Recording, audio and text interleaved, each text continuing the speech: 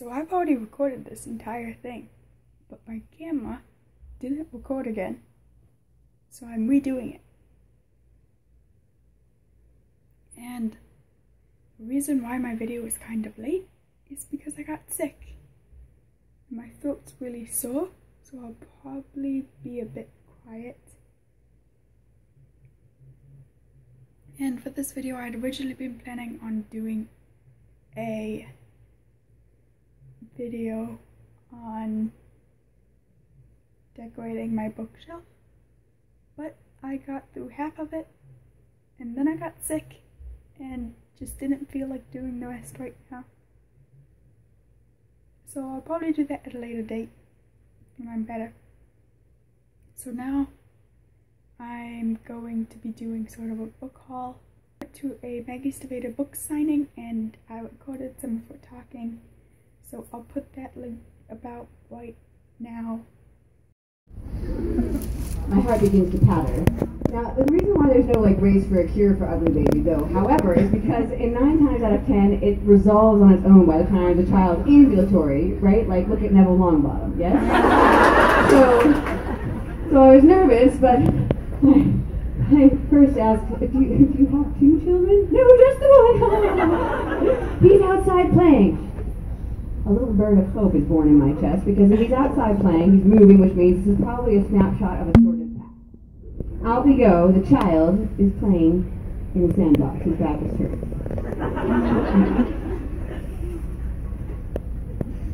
He begins to turn towards me.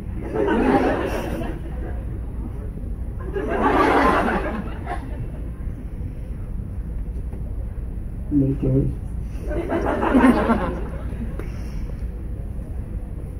So what am I going to do? It's not like I can say, can I come back in 6 months and see if it's gotten better? So instead, my house elf mind begins to frantically think of some alternative. I see you have a lot of paintings as a child inside the house already. Have you thought about doing something experimental? Oh, sure. What were you thinking? Well, I noticed that in a lot of those paintings, he's looking quite traditionally at the camera. Have you thought about one where he's more...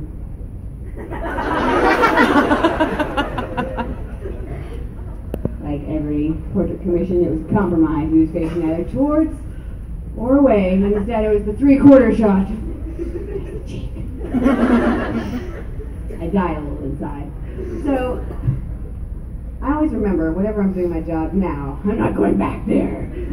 My average work day. I think if I asked you guys what I did for a living, you'd probably say that I was a writer.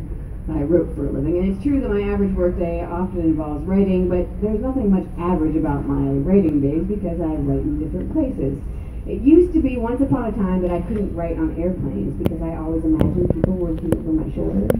How many of you guys here are writers? Okay, so you guys all know the feeling of when you're writing a scene with kissing or with gore, and your mom or your roommate comes in, and you have to immediately shut down your draft whether or not you saved it, and put up gifts of cats. That's what I figured was happening on the airplane. And so this persisted for quite a long time until I was up against the wall with a deadline for the Raven Boys, and I had all of these flights in front of me, and I said to myself, Steve Otter, you have got to get over yourself. No one cares what you are writing on a plane. Just do it, do it, do it. So I was flying back from tour in Germany, and I was in one of those enormous planes. I don't even know how to describe how enormous this plane is. It was... Oh, well, they defeated it at the end of How to Train Your Dragon 2. So I was in this bewilder going, and I was in the middle of the row, and it was night, so they had all the lights down, everyone was sleeping. So I took out my laptop, I opened it up, I began to type. That bird of hope comes alive inside me again as I realized all of these hours suddenly spread out in front of me to write. I write faster. I write a joke into the Raven Boys. Beside me, the man laughs.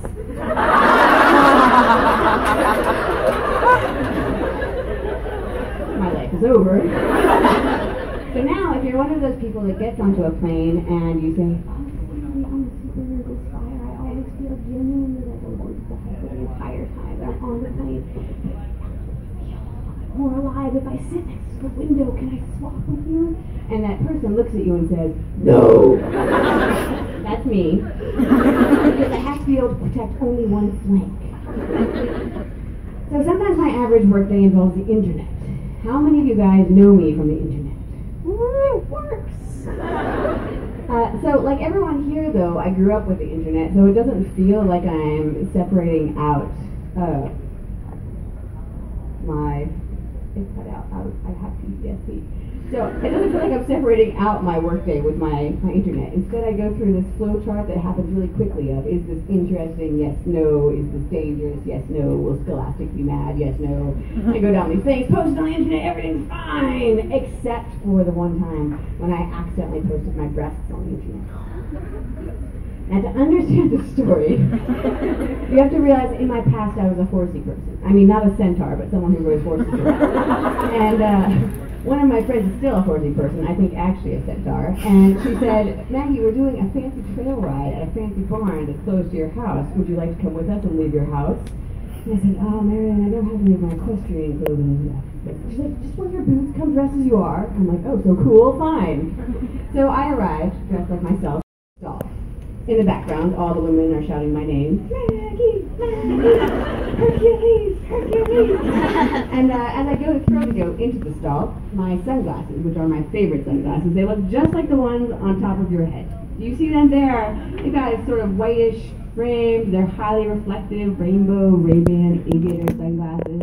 They completely defined my identity at that point. They fell off my chest, and then the goat, which quickly became apparent was not actually a goat, but instead a concrete manifestation of Satan, to teach me the power of hubris, tramples my favorite sunglasses into a million, billion, billion, gazillion tiny reflective pieces. I can see 10,000 reflections of my angry face on the film. So I hurl it into the stall, shut the door, I take a picture of all these shattered remains and send it to my husband. Lover, look, my identity has been shattered. It would be cool. And then I told the internet a version of the same thing. I got onto the horse and I went on the trail ride, but it was like riding through a dream. I was slowly losing all of myself as I went. Who was I even? I went back to my car. I could barely recognize it. I drove home. What is home? I don't know. Then, listless, disconsolate, I stood in the shower. I mean, I always wear my sunglasses in the shower, so I was standing there. And halfway through the shower, I hear a voice say, "Who loves you?" And I see a hand. And in the hand is a box. And in the box is a pair of those sunglasses. I thought, I left out of the shower, I took a picture of them, I posted it on the internet.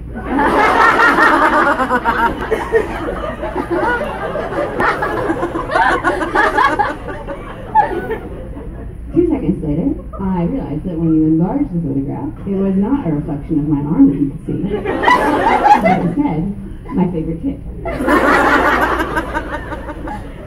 One of the things I write about in my novels is about how, time goes fast, it goes slow, it's circular, it can change shape. That happened as I realized that before that point I'd never had to delete a tweet and actually had no concept of it was even possible. In that moment, I imagined the darkest timeline, which was when Scholastic's teen account, Mrs. Teen, retweeted that without realizing what happened when you enlarged it and sent out my favorite breast to all of the library accounts. And I said to myself, at least it's your favorite. And in that moment of perfect self-acceptance, the universe said, here. Like a mirage, the delete button rippled into being. Aha! I deleted it. I then checked to see if anyone had noticed it, or if anyone was saying anything about it, but no one seemed to have. So if any of you here saw it, first of all, you're welcome. And second of all, thank you for your discretion. So sometimes my average workday involves research. I'm not a very good writer. I'm a much better thief. I can't create a new place without visiting an old place. I can't create a new human without finding actual humans to steal and cobble together. I have to live 40,000 lives to have 40,000 stories to tell.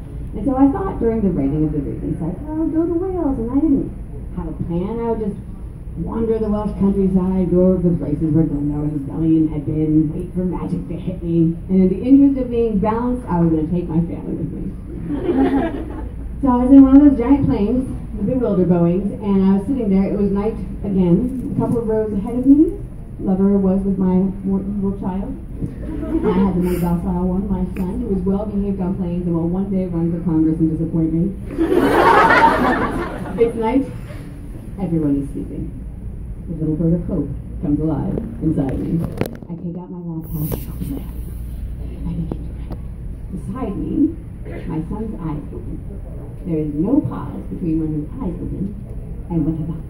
Now, it might surprise you to know that even though I tour a lot, I had never actually seen somebody throw up on a plane before. I mean, by the time the end of Shiver happened, forever, I was touring one day out of every two, and still, I'd only ever seen that tantalizing edge of the barf bag on planes. And so in my head, I thought that if you threw up in a plane, it was like throwing up in space. The chunks would come out, and then they would just vacuum them out of the air. That's not what happened.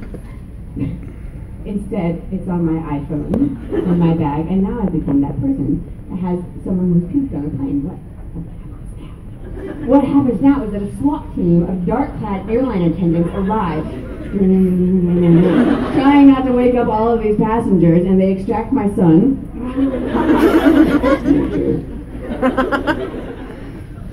They ply him with orange juice and water in the back, and I said, there's a little bit of...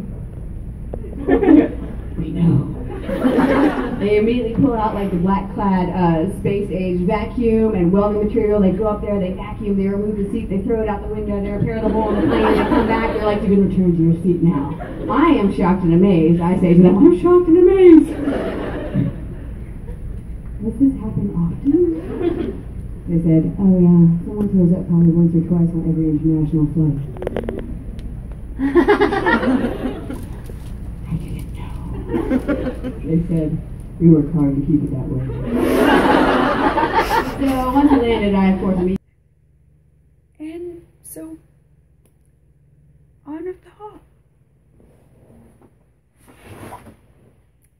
At the signing, I got this cardboard poster art thingy, and it's so pretty. The raven's wings, they're like blue and pink and purple, and I love it.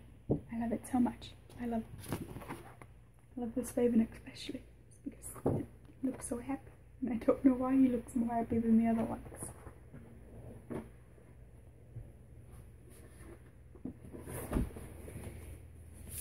And then I got the Raven King, which the little ticket you may like thing suggested that I buy the Raven King when I was buying the Raven King.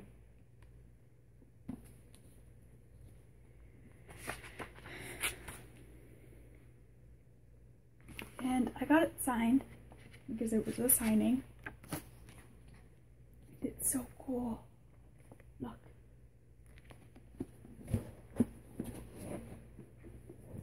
The cover itself is so cool.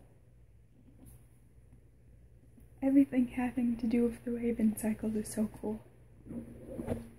And then here's my old water damaged copy of the Raven Boys, which I am showing. Oh, it's falling apart. Ugh. Because I got it signed. So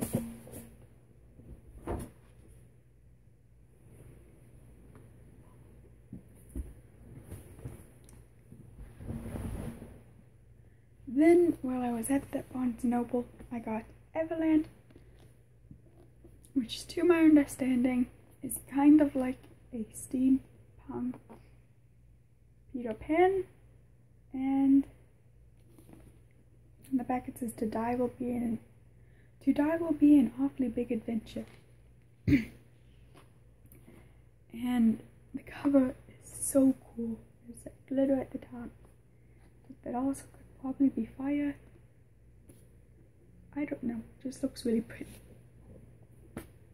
And then Dreamology, which is also a really beautiful book. I love pretty books. Just like the hair, and then the eyes are closed and then open in the back. And this is about a girl who has a dream world. And in the dream world, there is this perfect guy. And then he shows up in real life, but doesn't seem to remember the dream world. And things from their dream world thing start popping up in real life. Like I think the Thingamabob said something about pink trees or pink leaves or something. And things having to do with dreams. And it's actually, no one you see in your dream is a face you entirely made up on your own. Every single person you imagine or see in a dream is someone who you have seen at one point, even if it was just like a background character on a TV show or a movie. You cannot make up a new face.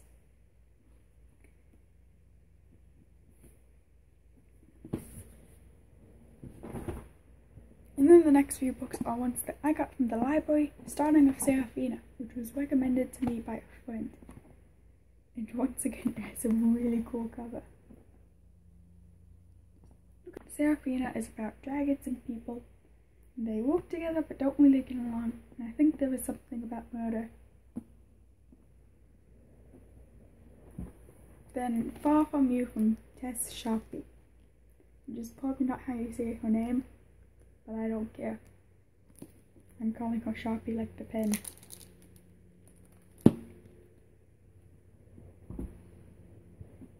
Then I finally got Siege and Storm, which I read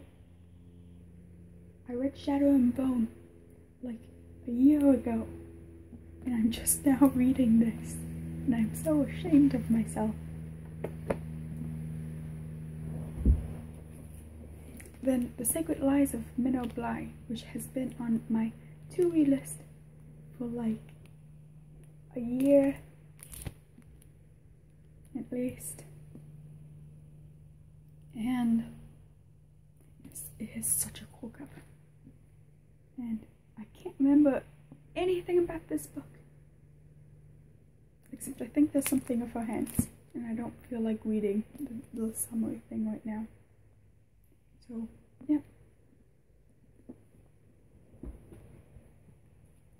Then Emerald Green, which I think I mentioned in my review video, that I was originally going to do the review on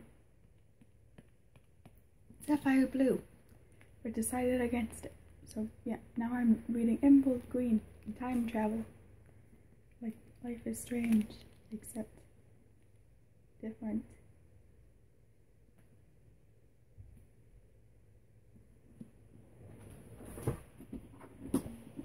And Wildthorn, which based on this little excerpt on the back, this is about a girl who gets mistaken for someone who is sick and in the hospital.